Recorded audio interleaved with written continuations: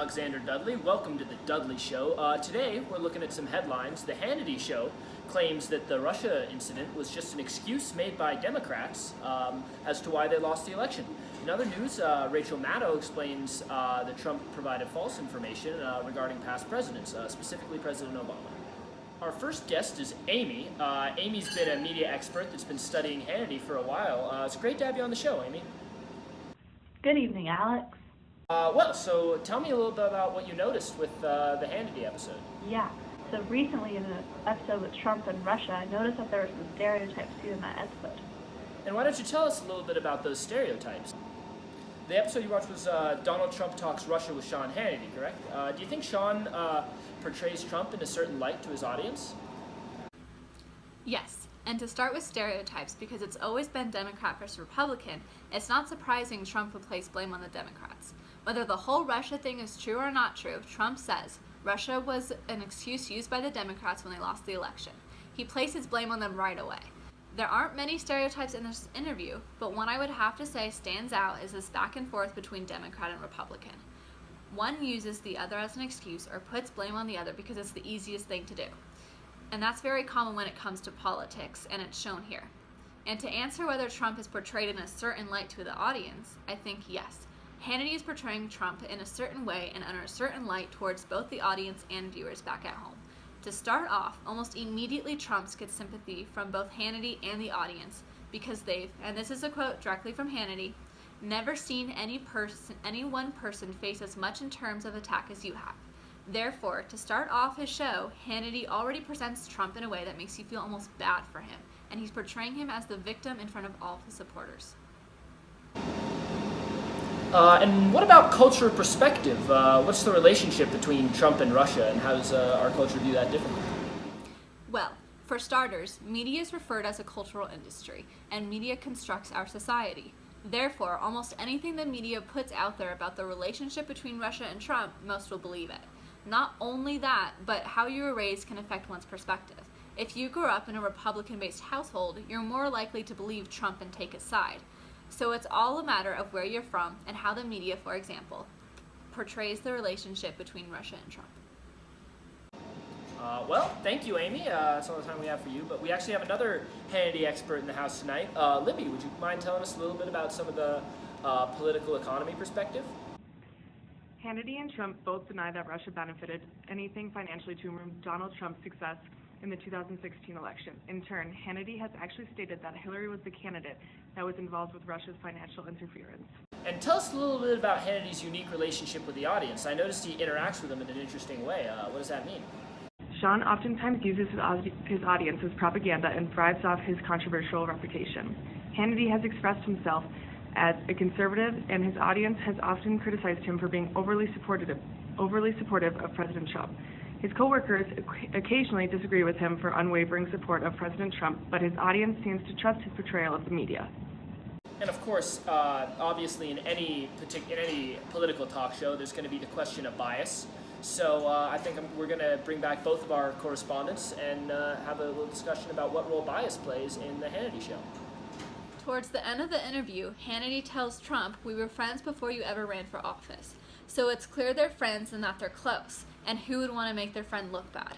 Therefore, you can conclude with that because they're friends, Hannity isn't asking the tough questions. He's making him look like the victim. He wants you to feel sorry for him, and he's making him look good. I think it's biased for Hannity to be interviewing him, and it's affecting the audience's outlook on the situation and on Trump himself. There's extreme bias in the show. Sean Hannity oftentimes only shows the conservative Republican side of the story and tries to paint President Trump and his administration in a positive light. Hannity works for Fox News, which has been widely known as a Republican-based news platform, and neglects to speak about the view. All right. Thank you so much for your contributions, Amy and Libby. When we return, we'll be talking about Maddow. Great guests, great content, and great-looking hosts when we return. All right. Welcome back. Here we have our first Rachel Maddow expert, Cam. Hello, Cam. Thanks for being on the show. Hello, Alex. So tell us a little bit about your analysis of the recent episode, Another Trump Campaign Tie to Russia Exposed. Do you think that the gender plays any role in this segment, considering Trump's past comments about women? I think that is definitely something to acknowledge, that Rachel Maddow is a powerful political contributor, and Trump has made some comments in the past about women's place in powerful positions in the public eye. She doesn't specifically mention any female Trump relationships in the segment, but it is important to note that her view is considered policy liberal, and she does not seem to agree with a lot of Trump's claims as a pretty right-winged Republican.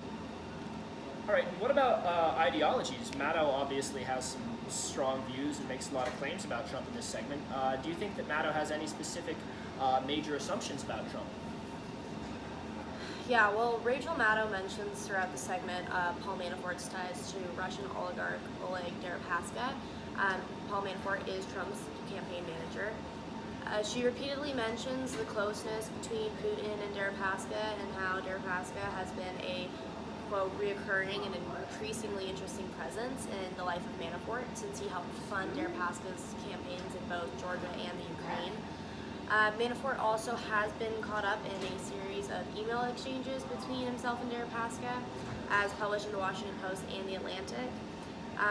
He appears to have offered private briefings on the presidential campaign, and he did later state to an old business partner in the Ukraine that if he needs private briefings, we can accommodate, referring to Deripaska. The two also met sometime in August while Manafort was still running Trump's campaign. With all this evidence, Maddow is trying to inch the viewer at looking closely at the possibility of Trump's involvement with Russia by tying Putin to Deripaska and then Deripaska to Manafort. Maddow does want the viewer to kind of jump to that conclusion that Trump may be working alongside of Putin for the worse. Well, thank you very much, Cam. We have another contributor here tonight on the subject of Rachel Maddow. Robert, welcome. Good evening, Alex. Well, appreciate you coming on the show. Do you think there's the evidence that Maddow presents on her screen relate to a certain way that she wants her audience to think? Well, looking at not only the Rachel Maddow show, but many shows like it, they present the information that they feel will have the greatest influence on their audience, and I do believe that they put this information in there as a way to show their side as well as get the viewers of the show to see things the same way. And really, this is the best way to do just that. It's evident in any situation that if you want someone to deduce that information you've been presenting is true, then you'll start to acknowledge that you share a similar, if not equal, opinion about whatever the topic being discussed may be. And does Maddow have a particular cultural or political, economic perspective that she brings to her arguments at all? Yeah, there definitely are some political as well as economic perspectives seen in her arguments. Seeing that the Rachel Maddow is talking about the recent political ties between the Trump administration as well as the loans and money that seem to be present in these segments of communication between Trump and his ties to Russia. These ties may or may not be true, but I believe that it ties back to whether or not the information being shown is meant to be persuasive to the viewers to believe and somewhat agree with what is being depicted. Thank you so much, Cam and Robert. I'm going to invite Amy and Libby back to the floor now to compare and contrast the Hannity and the Maddow segments. How do you guys think that Rachel Maddow's audience differs from Hannity's, and how do you think that affects the way that they present their respective shows? And do you think it's even possible that that each host could unbiasedly present the information they're given, knowing that they have support from different political audiences and parties? If not, why do you think that is? Rachel's audience is a Democrat and liberal audience that can relate to Rachel Maddow's show significantly better than Hannity's. The Liberal Party tends to agree with Rachel Maddow, while the Conservative Party has similar opinions as Hannity, which gives both shows their reputation of being liberal and conservative. Each host comes with their own biases and opinions that change the way they broadcast the news. They are openly supportive of their political parties because it attracts the audience they desire and can relate to best. I think they try to, but their efforts aren't effective. Specifically with Hannity, him and Trump are friends, so he's already biased towards him, and he's not going to make Trump look bad. And how do the shows differ visually, like camera angles, clothing, technology, or set design? What would we notice about them being different on a visual level? Hannity's show has a live audience. and he takes advantage of that with huge signs and has everything set up as if he's directing all of his attention towards Trump. Whereas Rachel's set isn't live, so she faces the camera dead on, so it appears she is directly talking to her viewers. She also has the benefit of showing her evidence on screen along with quoting it. With this, it makes everything she is saying or trying to prove more believable, because the audience isn't just listening, they can see it too, and seeing is believing. All right, unfortunately, that is all the time we have. Thank you so much to all my guests that came out here tonight. The show wouldn't be the same without you guys. Tune in next week when we'll look at the O'Reilly factor.